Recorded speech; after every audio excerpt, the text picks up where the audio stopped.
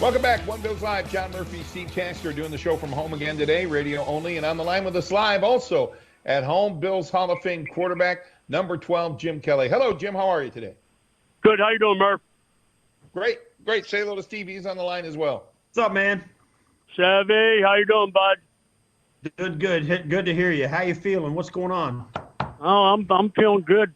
Just been, of course, self-quarantined for a while, as we all know, driving my wife nuts as well as she's driving me nuts. So being around each other for 2 weeks, after a while, you need to leave the house only to go get groceries. But I'm just more joking than anything. But you know what?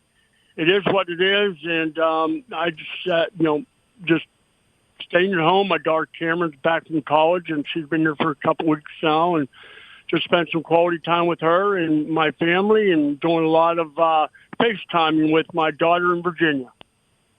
Hey, Jim, you had a message that went out on Bills social media earlier today, just kind of advice and maybe words of encouragement for Bills fans. What did you have in mind there? What are you trying to tell people? Well, the bottom line is you got to be smart. I know that's one of the things, even with my daughters and especially my youngest, to let them know that, you know what, you guys are just as important as, the older people. Because if you get it, you pass it on to everybody else. And just trying to make sure people understand you got to be smart about this. You got to be able to do the right thing. And I know, trust me, it's for me to stay in the house all this time. It kills me. But bottom line is we got to be smart about, especially young kids, and especially if you're around somebody like myself, who my immune system is not like everybody else's, and you just have to keep that in consideration on who your parents are, who your grandparents are, and try to do as much traveling outside of your own door as you can. I know sometimes you got to do what you got to do, but do not get, as we all know, probably getting old, hearing it from everybody as far as, staying away from big groups. We know that. That's pretty much been in place for the last couple of weeks. But more importantly, to the Bills people, just be smart. Yeah, and I think one of the things we talked about earlier in the show, Jim, was that when you see, like when I see you do your video, Sean McDermott's got a video, a lot of other celebrities have also reached out on video to tell people, that it kind of lets you know that we're all in this together, from whoever you are, that we all have our own role to play, and we're all playing kind of this, we're on the same team. I mean, it's just important to all of us, as one person as is the next person. And I think it's really comforting and reassuring to know that Hall of Fame quarterbacks are self-quarantining and driving their wife crazy just like the rest of us. Oh, yeah, you hit that right on the nose. Yeah, there's no doubt about it. And the thing is, it is what it is, the old cliche, but the thing is, it's part that nobody's been through before. Nobody's ever had anything like this. Nobody ever thought, as we all well know now, that nothing would ever get this bad as it is now. And the thing is, it probably would be a lot worse if we didn't jump on it like we did, and we're just blessed that there's not a bunch of cases in Western New York. Yes, you're always going to have some cases of people that travel from different places to come here and blah, blah, blah. But it's just know where you're going, who you're around, and making sure you know who they've been around. So,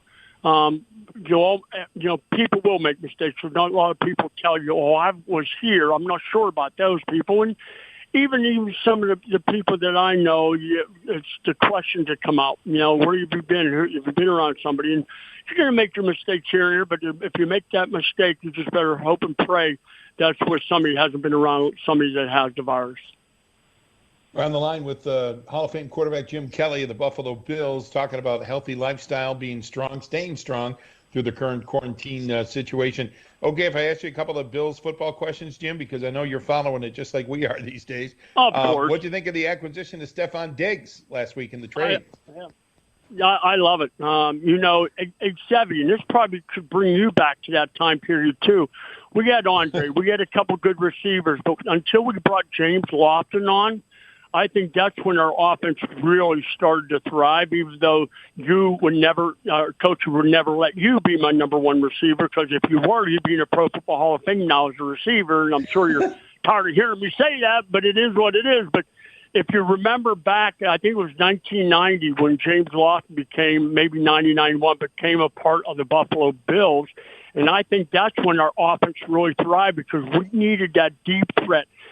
Andre was more of our inside guy.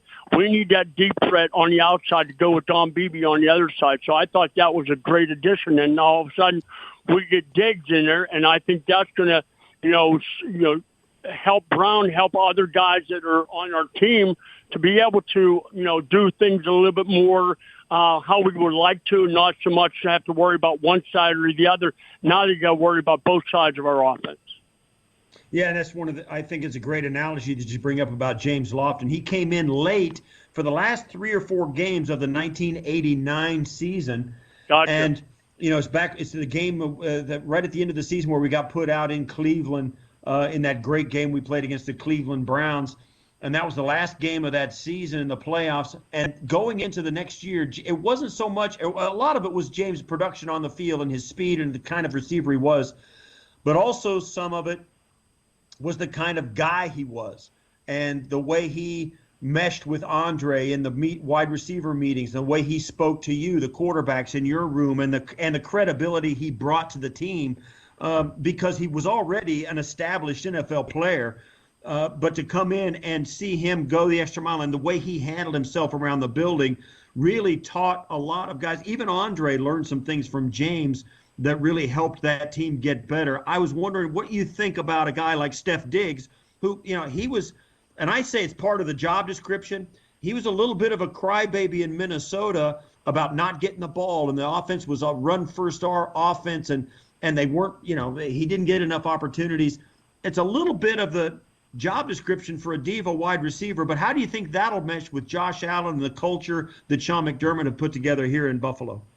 Well, as you well know, time will only tell, but the thing is, you were right when you talked about James's leadership coming in. And I guess more so the other receivers buying into this also, not knowing and saying to themselves, this is going to help all of us. Not just, okay, I might not get the throws that I had before he got here, but it's going to open my game up a little bit more. Now it's up to him to buy into what the offense is, what Dable has in mind, and be able to help each other out. If he comes in expect to be the number one guy from start to finish and without really getting that communication factor with the other receivers and with the offense coordinator and the receivers coach, it's just the old saying, you're only as good as the people around you. He's going to be a better receiver because he's going to have other guys on the team that are very good too. That's going to open up his game more. And when they start doing, it's about winning. It's about winning as a team. You can't do it all by yourself. And I think him coming in, you hear some of the negativity about, you're talking about, crying you don't get the ball enough. Does that sound like Andre? Andre was open every single. I go, Andre, it was a running play. It was not a pass play. But the thing is, you need more than one wide receiver out there to be able to utilize what Josh Allen can do, and that's being able to throw the deep ball and be able to make plays as he's running with it. So I think his what he brings to this offense is going to be huge. As long as he buys into what's going on and how they plan on running this type of offense. With Hall of Fame quarterback Jim Kelly. Hey, Jim, I wonder if you think there's any added pressure on Josh Allen to produce now that he's got Stefon Diggs, that he's going into his 3rd year, that they've surrounded him with several offensive weapons. Did you feel it in your career? Maybe after you guys got Lofton, like, whoa, I better step up now. I gotta make something happen. Well, you know what? As a quarterback, you always have a pressure on making sure you do it. But you know what? It's pressure you put on yourself. If you know what you have in front of you, you know what you've done the last 2 years, especially the way they're paying guys money now. And, of course, his contract's going to be up. He's ending his rookie year contract, maybe not this year, maybe one more. But the thing is, there's always pressure on the quarterback to be the guy, especially in a system where everything relies on what Josh does. And I think what he has to realize is he's got to go in there thinking more as a quarterback and not as an athlete, because I think some of the mistakes he made last year, even though he can make plays on his run, at times I thought that maybe instead of going through his repetitions and his protocol as far as going from 1 to 2 to 3 receivers, he is so used to making big plays with his legs, which is a good thing, but also realizing to be a quarterback now, he's got to be that quarterback and not so much rely on his athletic ability to, maybe break down a little bit before he should. So I think he's the guy that definitely needs to step up. I don't think we're going anywhere unless he's the guy that is the main ingredient for our offense, which most quarterbacks are. But I think for what we do in our style of offense, I think a lot of pressure is going to be on him to do it, especially going into his third year. But that's part of being a quarterback. That's part of the money that you get paid nowadays. What do you think the next step is towards helping him? Do you need to bolster the offensive line, a backup running back, another tight end? I mean, they refurbished this offense from 2 years ago. You wouldn't recognize the roster of the guys taking the field for the Buffalo Bills. What could they do more to help Josh? I think keeping the same people on the field the majority of the time, meaning you can't always have, and Steve, you know this as well as anybody, you got to be able to have communication, not only from the physical part as far as running routes, but once you get outside the pocket, what your receiver's going to do. You got to be on the same page. And I know that's an old cliche, but especially when you have a young team, and you've got a guy like Josh that can make things happen on the run, is having the same people out there that you both understand what's going to happen when the thing does break down. What are you going to do? And I think we had a very good thing that we had going with Bills when we had James, we had BB, we had at the time Billy Brooks too. We had some receivers, but I was used to always throwing to these guys, same guys on the field at all times. So I think that, and you well know this, and I know this from a fact from Keith McKellar, the K-Gun offense called after Keith. But I always am a very, very I always pull for the tight end because I remember when I had my struggles, and when you go a game or two and you're not playing, as good as you think you should, go back to that tight end because he's a very important part of that offense. Just ask Tom Brady about that when they got rid of Gronk and those things happen. Your quarterback relies on your tight end a lot more than people think they do. Well, one of the things that made you successful was the fact that you had a Hall of Fame running back and two Hall of Fame running backs, two Hall of Fame wide receivers as well on that team. Could Stef Diggs be the guy that solidifies their personnel combinations? Maybe they can leave Diggs, John Brown, Cole Beasley on the field all the time, along with a tight end and a running back. If they have one more great player like Diggs, could allow them to make fewer changes to the roster around Josh and fewer personnel changes on the field. I totally agree 100% with that. Even though, it's not our offense, but I think you do that. I think in limit the amount of, and I'm not sure 100%, but you just hear different things, limit the amount of plays, but run plays over and over again from different formations like we used to do, and you have people feel very confident on what you're doing. And I know the adjustments are made if it's zone coverage and whether it's man-to-man coverage, what they're going to do. But just have it where they're not thinking, that they're just reacting for that play that's called. And I think when you start running plays over and over and over again, and it's the same ones, you start getting familiarized what the receivers are thinking, what depth that they're running the routes on, not always having a different play called and different plays being run. I think Dave was doing a very good job. I think I think Diggs is going to be the missing ingredient that we did need. Bottom line is we got to stay healthy, and if we do that, and Josh, is that quarterback we all pray and hope he will be, and I think he will be.